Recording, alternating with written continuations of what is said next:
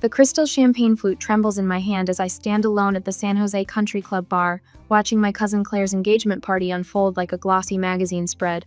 Perfect lighting. Perfect flowers. Perfect family smiles that never quite reach their eyes when they land on me. I check my phone again. No messages from Logan. The sleek designer watch he gave me for Christmas shows 7:45 p.m. in Zurich. He should be done with his consulting meeting by now. Julia, darling. My mother's voice carries that particular lilt she reserves for public performances. She's steering an older couple toward me, her pearl necklace catching the light. This is the Andersons, their new members. A practiced smile. This is Julia. She's between relationships right now. I bite back the correction. 2 years engaged to Logan, and she still pretends he doesn't exist. The Andersons murmur polite greetings and mercifully move on, champagne glasses in hand. My phone buzzes. Finally. But it's just my team in Dubai confirming tomorrow's client presentation. I need somewhere quiet to call Logan, to hear his voice ground me in reality, before I float away on a sea of family fiction. The hallway leading to the ladies' room offers blessed silence after the tinkling laughter and clinking glasses of the main room. My heels click against marble as I dial Logan's number. Then I hear it.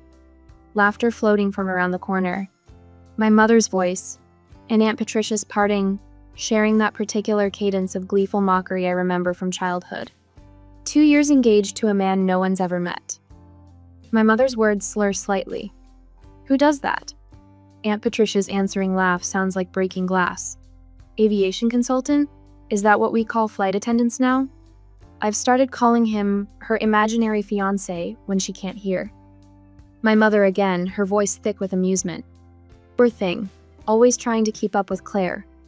The phone slips from my suddenly numb fingers, clattering against marble. Tears burn behind my eyes but don't fall.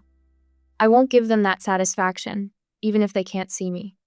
The memories rush in like tide water. Me at 22, standing in our kitchen as Dad's face turned that particular shade of purple reserved for major disappointments. Law school is your future, Julia. This art school nonsense is throwing your life away. Mom wringing her hands in the background. Graphic design is a lovely hobby, sweetheart, but it's not a career. The Christmas video calls after I moved to Europe. Mom's tight smile as I shared news about my growing client list. That's nice, dear, but did you hear? Claire made junior partner at her firm. My fingers find the textured wallpaper, grounding me in the present.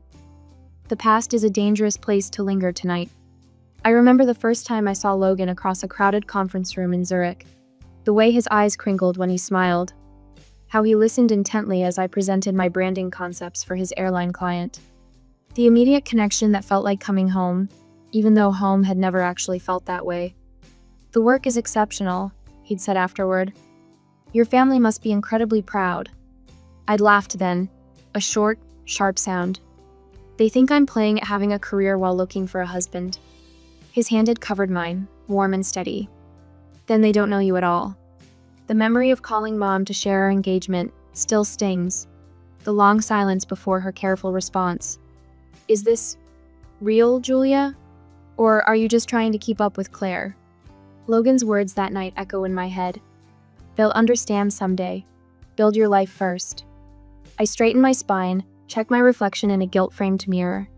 My green silk dress falls perfectly, chosen to project success without trying too hard. The diamond on my left hand catches the light, solid and real as the man who gave it to me. Julia, Claire's voice carries down the hallway. We need you for the family toast. I smooth my dress, touch up my lipstick. Perfect the mask I've worn at every family gathering since I was old enough to understand that being myself wasn't enough. My phone buzzes again. A text from Logan. Finished early, missing you. Something shifts inside my chest, like tectonic plates realigning. I've spent my whole life trying to prove myself worthy of this family's approval. Tonight, I finally understand their approval was never the prize I thought it was. My fingers fly across the phone screen. Now, please come now. Claire appears at the end of the hallway, radiant in white. There you are. Mom wants you to say a few words. I slip my phone into my clutch, straighten my shoulders. Of course she does. The walk back to the main room feels different now. Each step carries the weight of a decision years in the making. They want a toast? I'll give them one they'll never forget. My mother beams as I approach the microphone, probably expecting another perfectly polite performance. She has no idea what's coming. None of them do. The crystal stemware weighs heavy in my hand as I step toward the microphone. My mother beams from her carefully chosen spot near the front, no doubt expecting another of my perfectly polite performances. The same smile she wore through 2 decades of piano recitals and debate tournaments, watching me hit all the right notes while missing the music entirely. When two people find each other, I begin, letting my gaze drift across the sea of expectant faces. They deserve a foundation of belief and support. The words float across the reception hall, carried by the venue's precise acoustics. Claire and Michael have that foundation in spades. Every step of their journey celebrated, documented, believed. A champagne flute clinks against a butter knife somewhere in the back. Someone coughs. My mother's smile slips, just a fraction as my eyes find hers. Some people never receive that support. The words land soft but sharp, like snow before a storm. Some build their lives while those closest to them whisper doubts behind closed doors and country club bathrooms. My mother's fingers tighten around her glass. Aunt Patricia shifts in her chair, that particular rustle of silk that always accompanied her judgments. So here's to those blessed with family who believe in them without proof, without question. I raise my glass, ice cracking in the silence, and to those who succeed anyway. The applause comes scattered and uncertain, like the first drops of rain. Maria appears at my elbow as I step away from the microphone, her hand warm against my arm. "I wanted to tell you," she whispers, her phone screen glowing between us. "They've been saying this for years." The family group chat scrolls beneath her thumb. Words jump out like neon signs in the dark. Maybe she needs therapy. No real career. Inventing relationships to compete with Claire. My father's voice drifts from a nearby table. "Julia's going through a phase.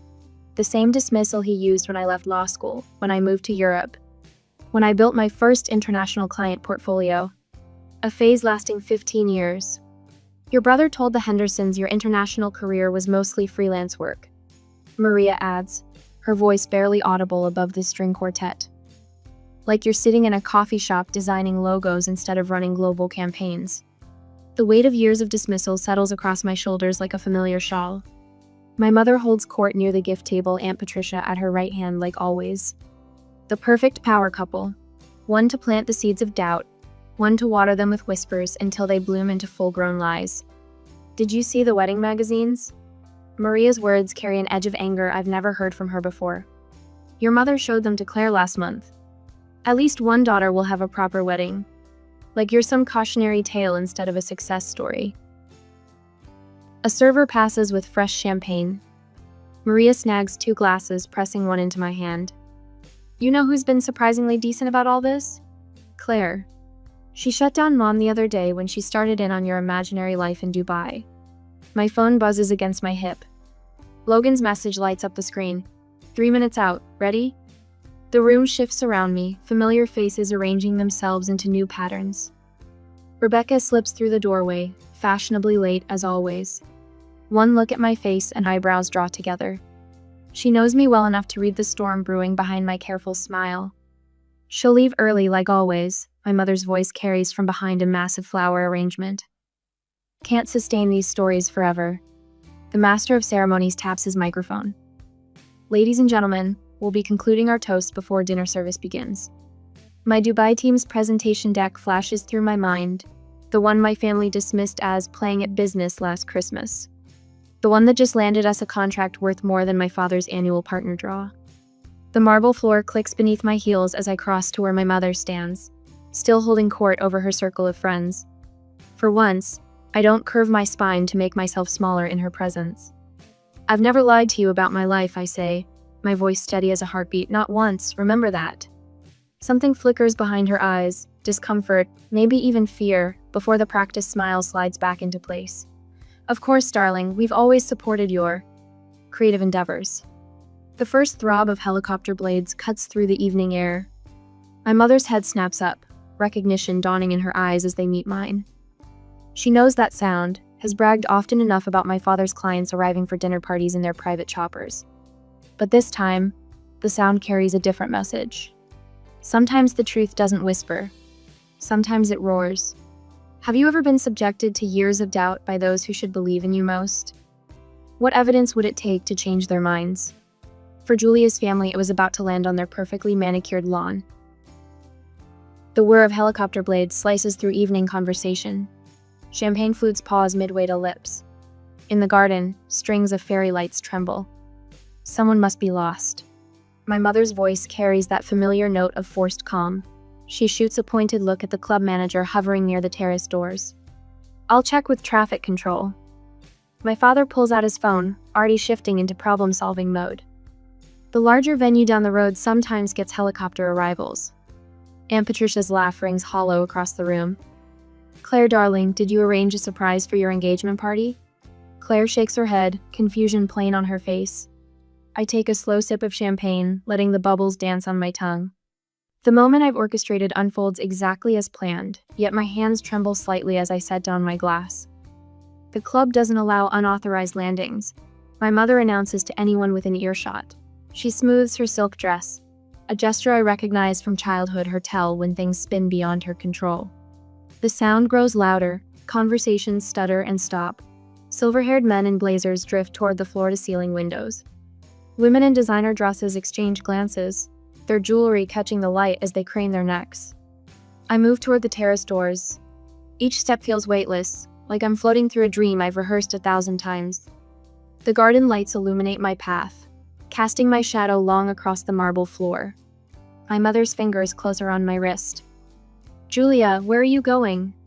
I turn to face her, gentle but immovable, to greet my fiancé. Her fingers slip away. In her eyes, I catch the first flicker of understanding and fear. The helicopter appears over the tree line, sleek and black against the purple dusk. Its landing lights sweep across manicured lawns and sculpted topiaries. Julia. My mother's voice has lost its performance polish. This disruption is unnecessary. I don't respond. The time for words passed long ago, somewhere between imaginary fiancé and tonight's whispered mockery. Instead, I push open the terrace doors and step into the evening air. Behind me, the party has gone silent. Even the string quartet has stopped playing. I stand framed in the doorway, my green silk dress moving in the artificial wind. The moment stretches like pulled taffy, sweet with anticipation. The helicopter touches down with professional precision. The rotors slow, their rhythm fading to a whisper. When the door opens, Logan emerges like an actor hitting his mark. My breath catches. He looks exactly as I'd imagined in his charcoal suit, hair slightly windswept, every inch the successful aviation consultant.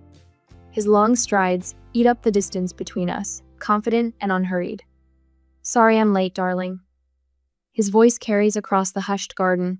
He bends to kiss my forehead, his hands settling at my waist with familiar warmth. Did I miss your toast? A collective gasp ripples through the crowd. I hear crystal shatter someone's grip on their champagne flute, failing spectacularly. Logan turns toward the party, his smile genuine as he spots Claire and her fiancé. Claire, Thomas, congratulations. He reaches into his jacket and produces an envelope. A small engagement gift. First-class upgrades for your honeymoon. The Maldives, right? Claire's face lights up with real pleasure. Unlike my mother, my cousin never participated in the whispered doubts. Logan, you shouldn't have. Thank you. My friend Rebecca catches my eye from across the room. Her knowing smile a balm for my racing heart. She raises her glass in a silent toast. Logan guides me back inside, his hand steady at the small of my back. We move through the crowd like water through a stream, people parting before us. My father steps forward, his face a complex map of embarrassment and calculation. Mr. Bennett. Logan extends his hand. It's wonderful to finally meet you. Julia speaks of her childhood with such fondness. My father's handshake is automatic. Years of corporate training taking over.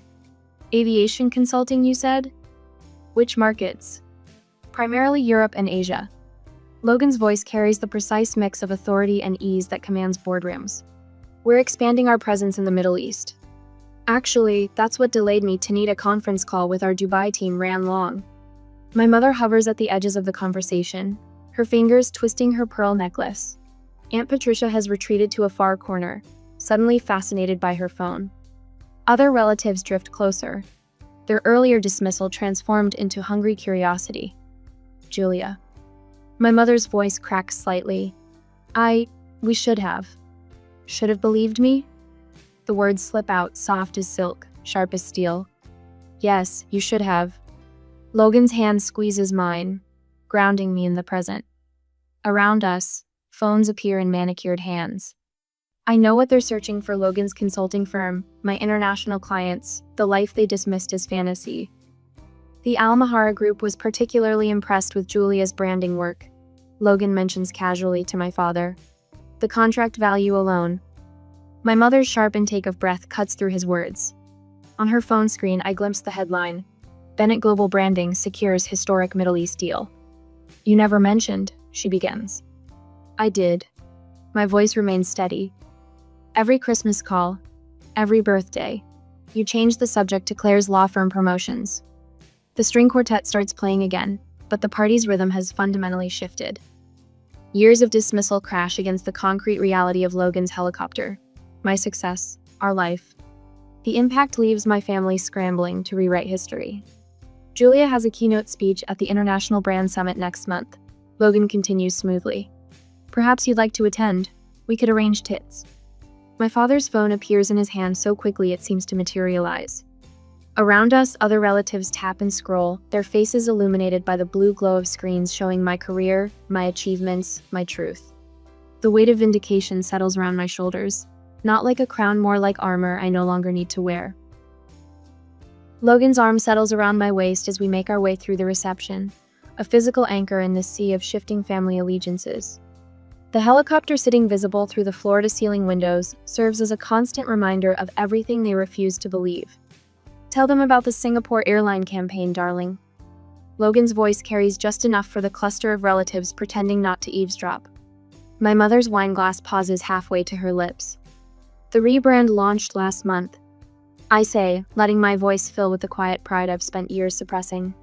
Full fleet livery redesign, lounge concepts for 13 international hubs, complete digital overhaul. Aunt Patricia's fingers tighten around her champagne stem. She spent the last hour trying to insert herself into conversations, suddenly remembering supportive comments she never made. I always told Diane you had an eye for design, didn't I, sister? My mother nods too quickly, pearls bobbing at her throat. Julia mentioned the Dubai project weeks ago. Very exciting. The lie hangs in the air between us.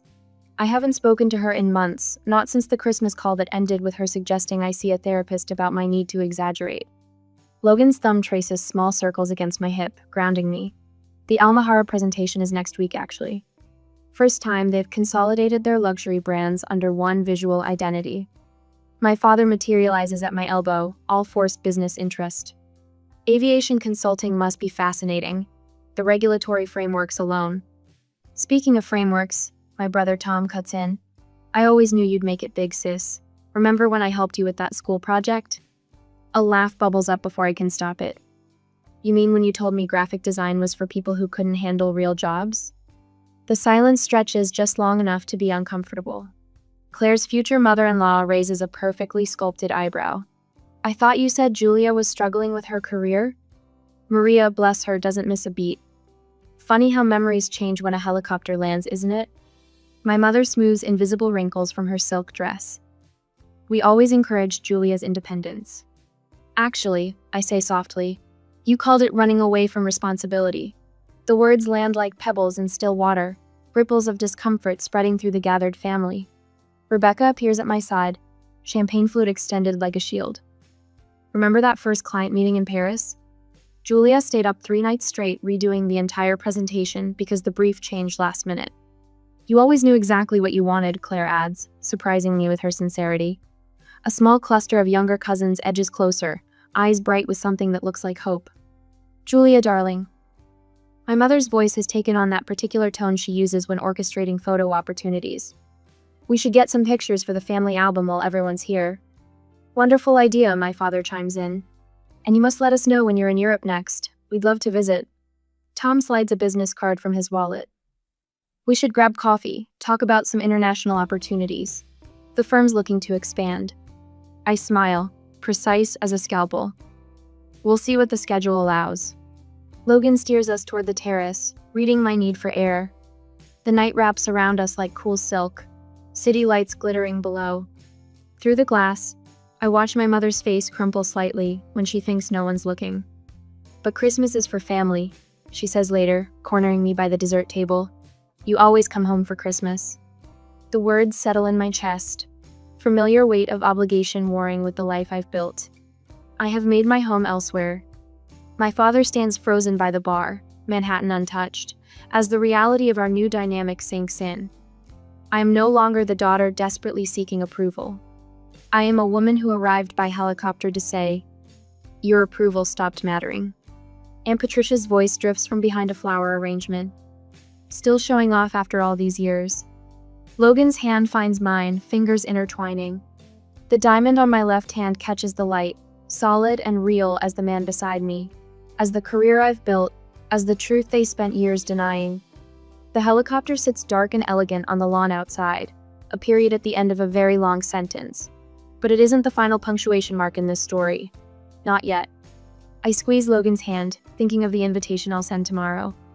Dubai in winter is lovely, after all, and some truths need to be seen in the full light of day. They cannot hurt me again. With these thoughts, we greeted everyone and went to the hotel. Tomorrow is a big day. The next day, after the reception, the phone vibrates against the hotel nightstand at 10 a.m. My mother's name flashes across the screen, accompanied by her carefully curated profile photo from last Christmas.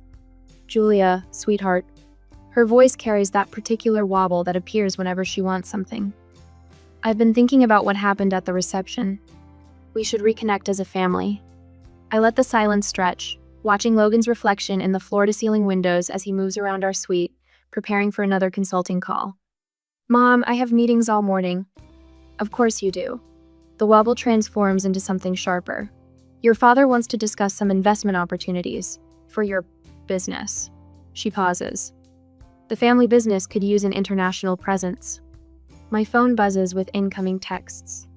Dad suggesting coffee to talk about your future. My brother Mike suddenly interested in expanding our horizons globally. Even Aunt Patricia has posted on Facebook, featuring a photo from Claire's engagement party with the caption, "So proud of my successful niece Julia. Family first, global business." Logan catches my eye in the reflection, raising an eyebrow. I shake my head, lips curving into a smile that holds more satisfaction than amusement. The country club membership committee meets next month, Mom continues, voice brightening. Your father could nominate you now that you're established. The word hangs between us like a poisoned apple. Established. As if my success only became real when it arrived in a helicopter. The lake house is lovely in autumn, she adds.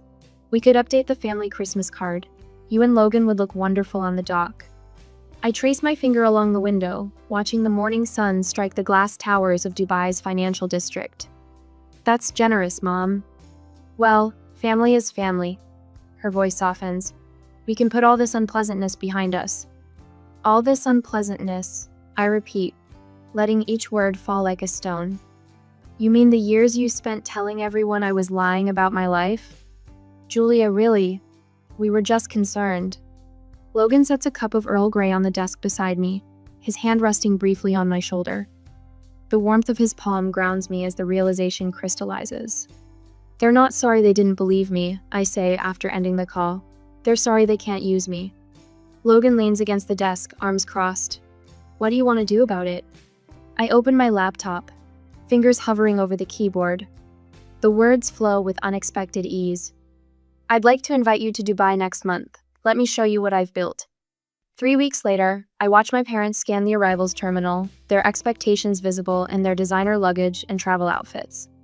Mom's face falls slightly when she spots our waiting car. Not a luxury sedan, but a modest electric vehicle. The hotel is lovely, she manages later, as Logan guides them through the understated lobby of the Four Seasons. No gilded excess, no ostentation, just quiet, impeccable taste. We thought you'd be comfortable here, I say, watching them search for the flash and glitter they'd imagined. Dubai isn't all about spectacle. The next morning, I lead them through the glass doors of Bennett Global Branding. 30 pairs of eyes look up from sleek desks, their owners rising in greeting. Good morning, Julia, they chorus, some voices carrying accents from London, Singapore, Cape Town. Your team? Dad asks, gaze jumping from face to face. My family. I correct him quietly.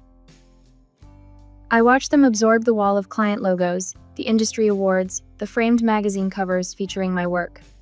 Through the conference room glass, they glimpse my upcoming keynote presentation for the Global Brand Summit. All this time, Mom whispers, "You really were building something?" Yes. I gestured to my office. Would you like to see more? That evening, I choose a rooftop restaurant overlooking the city. The lights below mirror the stars above, creating an infinite field of possibility. For years, I say, setting my phone on the white tablecloth, you thought I was lying about my life. We were just concerned, Mom begins, reaching for her water glass. I press play. Her own voice fills the space between us. Her imaginary fiancé, followed by Aunt Patricia's laughter. I didn't invite you here for an apology. The words come steady and clear. I invited you to see the truth. Dad's face flushes that familiar purple. You brought us all this way to embarrass us? No, I meet his gaze. I brought you here so you would finally see me. Mom's tears fall, smearing her careful makeup. We were wrong about everything. Yes, you were. I take a sip of water, letting the moment settle, and that will take time to address. The city glitters below us, a constellation of lights marking paths not taken, choices that led me here. My parents sit across the table, finally seeing the daughter they never believed existed. Their approval, so desperately craved for so long, feels strangely hollow now. Logan's words from this morning echo in my mind. The greatest revenge isn't proving them wrong. It's living so fully that their approval becomes irrelevant. I study their faces in the candlelight. Mom's trembling lips, Dad's rigid posture. The power to shape our relationship has shifted. Any reconciliation will happen on my terms, in my time. The knowledge settles like a warm stone in my chest. Tell me about your new project, Dad says finally, his voice rough with something that might be regret. I lean back, considering. The night stretches before us, full of possibilities and limitations. Like the city below, some paths will remain forever unexplored. Others wait to be discovered. Let's start, I say, with what's true. A week later, sunlight streams through the floor-to-ceiling windows of my Dubai office, catching the metallic threads in the abstract tapestry I bought in Istanbul last month. Logan appears in the doorway, 2 steaming cups in hand. The familiar scent of Earl Grey fills the air as he sets one on my desk. Your 9 o'clock is ready in the conference room, he says, leaning down to kiss my temple. The design mentee from Paris? I nod, taking a sip of perfectly brewed tea. Reminds me of myself at 23. Brilliant portfolio, family who thinks graphic design is just pretty pictures on a computer. The young woman's face fills my laptop screen moments later, bright-eyed and nervous. Her portfolio spreads across my second monitor, clean lines, bold color choices, the raw talent I recognized immediately. Emma, tell me about the restaurant campaign concept. My voice carries the warmth I wished for at her age. The one your professor called too modern. She straightens, hands fluttering. My father said the same thing, that no traditional French restaurant would ever. Show me anyway. Her concept unfolds across the screen. Contemporary yet elegant, perfectly balanced between innovation and timeless appeal. My mind flashes to a portfolio review 12 years ago. My mother's pinched expression at my waste of a legal education. They're wrong. I tell Emma, watching hope bloom across her face. You understand something they don't. Tradition evolves. Book another session next week. We'll develop this further. After the call ends, I stand at the window, watching sunlight glint off the Burj Khalifa. My team fills the open office beyond my door, their quiet energy humming through the space. Voices rise and fall in English, Arabic, French, Mandarin, a symphony of creativity I built from scratch. My phone buzzes. An email from my mother. The subject line stops my breath. Family reunion, your terms. Dear Julia, the lake house is lovely in October. Logan mentioned you might have business in New York that month. No pressure. Just know you're both welcome whenever you choose. Love. Mom. No guilt trip. No manipulation. No desperate need to prove her maternal devotion to the country club crowd. Logan's arms slip around my waist from behind. Board meeting done early. What's got you smiling? I show him the email. Mom's learning. Finally. Going? Maybe. I lean back against him. On our terms. 6 weeks later, autumn sunlight dapples the lake house deck. Logan's hand rests warm against my lower back as we climb the familiar steps. No knot in my stomach. No mask of perfect daughter sliding into place. The door opens before we reach it. Mom's eyes meet mine, clear and uncertain. Julia, Logan, thank you for coming. Inside, fall-scented candles flicker on the mantel. Dad looks up from his paper, reading glasses perched on his nose. Just read about your team's award. The Hong Kong campaign? Singapore, I correct gently. But yes, the Asian market expansion exceeded projections. No dismissal. No comparison to my cousin's law firm partnership. Just my father's small nod, the beginning of understanding in his eyes. Monthly video calls followed. Awkward at first, like learning a new language. Dad asking about projects, actually listening to the answers. Mom sending articles about female entrepreneurs in the Gulf states, her handwritten notes in the margins showing she'd really read them. Aunt Patricia's absence speaks volumes. Some bridges burn for a reason. The Santorini wedding photos arrive in December. Small, intimate, perfect. Claire beside me in a sage green bridesmaid's dress, our childhood competition dissolved into genuine friendship. My parents in the background, respecting the boundaries of their new role. Rebecca's champagne toast still echoes, to believing in yourself when no one else would. Spring finds me in a Dubai conference hall, addressing a room of young designers. Many of their stories mirror my own. Families who mistake different for wrong, dreams dismissed as phases to outgrow. The helicopter story spread. I tell them, watching recognition spark. But that moment wasn't about proving anyone wrong. It was about finally being right with myself. A young woman approaches afterward, portfolio clutched to her chest. My family thinks I'm wasting my accounting degree. They don't believe I can make it in design. I see myself in her tight shoulders, her defensive grip on her work. Show me what they don't see. Mom visits the office in May. She pauses before the framed photo of Logan's helicopter landing, backlit against the country club's manicured lawn. I was so embarrassed that day. Her voice catches. Now I understand it was necessary. It wasn't about embarrassing you. I meet her eyes in the glass reflection. It was about finally being seen. I see you now. She touches the frame gently. I'm sorry it took so long. I needed you to see me then. The truth settles, peaceful as sunset over the Arabian Gulf. I don't need it anymore. Later that night, Logan and I stand on our balcony, the city lights jeweling the darkness below. Plans for the New York office expansion spread across the patio table between us. We could take the apartment in Manhattan, I muse. Be closer to family if we want. If we want. Logan's smile holds a decade of understanding. Your choice, your terms. I watch a plane's lights trace across the star-studded sky, remembering a young woman who once thought proving her worth would fix everything. The greatest revenge isn't proving them wrong. My fingers lace through Logan's. It's living so fully that their approval becomes irrelevant. The night breeze carries the scent of jasmine from the garden below. Somewhere in Paris, Emma works on her restaurant campaign. In Dubai, my team prepares tomorrow's client presentation. In a lake house in America, my mother learns to see her daughter clearly. All of us evolving, one truth at a time,